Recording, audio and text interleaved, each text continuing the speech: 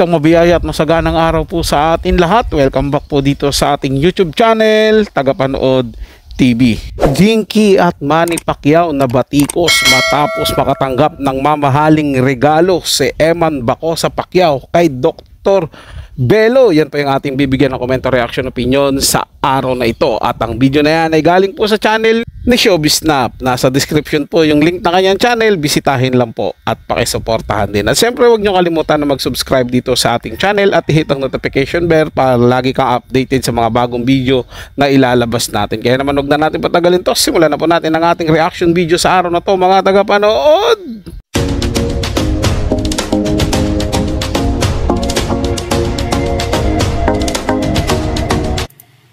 Relong ibinigay ni Doc Hayden Ko kay Eman Bacosa Pacquiao, napakalaki pala ng halaga at parang isang kayamanan na.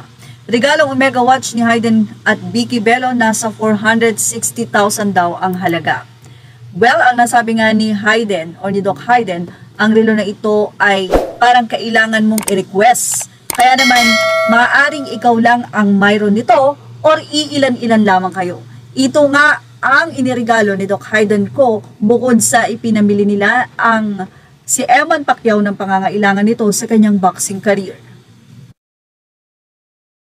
2 days ago, ibinahagi nga ni Dr. Vicky Bello ang nasabi nga pong pag-interview niya sa anak ni Manny Pacquiao na si Eman Bacosa Pacquiao. At sa tuwing i-interviewin itong si Eman ay napaka-consistent naman niya sa kanyang kwento. Sa mga naging opinyon ng mga netizen matapos ngang ibahagi ang pamimili ng gamit para kay Eman sa mamahaling mga store sa lugar sa BGC, kung saan ay talagang kahit ang ina ni Eman ay nalula sa mga halaga ng ipinamili ng mag-asawang Vicky Bello at Doc Hayden Ko kay Eman. Ilan sa mga ipinamili sa kanya ay pair of shoes, 4 na eyeglass, mga kailangan niya sa boxing, at ayon nga kay Eman Pacquiao, meron daw siyang ginagamit pero luma na raw yun at 6 years niya nang ginagamit, so yun ay napalitan na. Sabihin na natin na sinasabi lagi ni Eman na tinutulungan siya ng kanyang ama sa larangan ng boxing ngayon, pero marami ang nagtataka kung bakit tila kapos si Eman sa mga gamit niya sa larong boxing. Marami tuloy ang nagsasabi na tila pinagtatakpan ni Eman Pacquiao ang kanyang ama upang hindi ito mahusgahan para sa kanyang pangangailangan. Dahil teenager nang makilala ni Manny Pacquiao at kilalanin si Eman at ibigay ang pangalan or apelyido nito dito. Isang bagay na kung saan ay naging revelasyon at naging pagsabog sa social media. Kaya naman, instant celebrity at agad-agad sumikat si Eman dahil sa pangalan ng kanyang ama.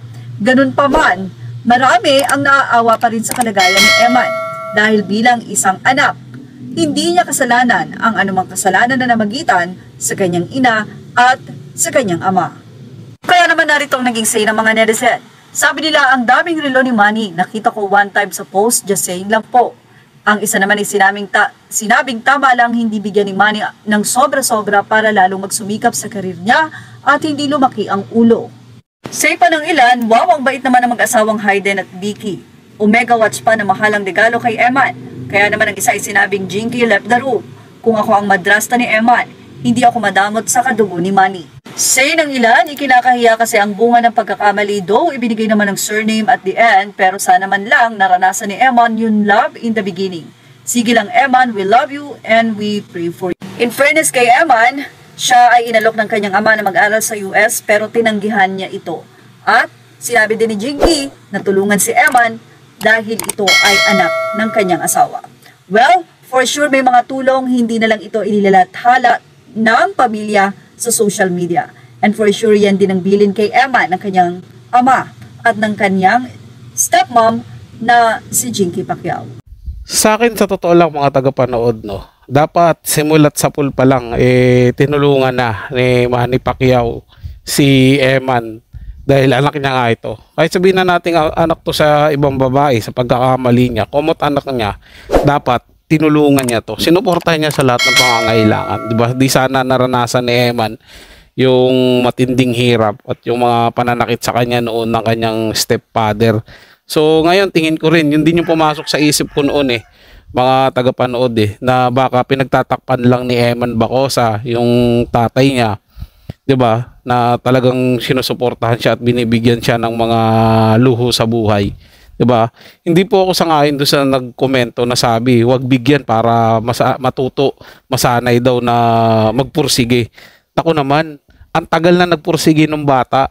Panahon naman na siguro para magpakaama siya. 'Di ba? Iparanas niya naman yung mga luho na ibinigay niya doon sa anak niya kay Jinky. Kaya sabihin yun ng legal, anak niya pa rin si Eman. Kahit balik-tarin man niya ang mundo, kadugo niya pa rin yan. Dapat tinutulungan at sinusuportahan pa rin yan ni Sir Manny Pacquiao. Kaya maling-mali kayo doon na dapat hayaan lang. Hindi dapat ganun yun. Nagsusumikap na yung tao. Nakita nyo naman kung paano siya nagsumikap. At hindi siya nanggulo sa pamilya Pacquiao. Never niyang ginawa yun. Nag-antay lang siya ng tamang pagkakataon na matanggap siya. At ito, natanggap na siya ngayon. Sana naman, bumawi na si Manny Pacquiao. Hindi natin alam kung totoong nagbibigay o ano. Basta ang sa akin lang, sana magampanan ni Sir Manny Pacquiao yung pagiging ama niya kay Eman Bacosa Pacquiao. Hindi yung isa ibang tao pa manggagaling yung mga gantong bagay na dapat kayang ibigay ng ama, dahil siyempre kung sa yaman at yaman din na hindi naman magpapahuli si Manny Pacquiao sa yaman, kaya kaya din nilang bigay yung mga luho na ganito para kay Eman Pacquiao, lalo na ngayon mag-aartista na siya. Sino lang po mga tagapanood, ito ay comment at opinion lamang, wala pong personalan. Paalam po at mabuhay po kayong lahat. Maraming salamat po sa inyong panonood.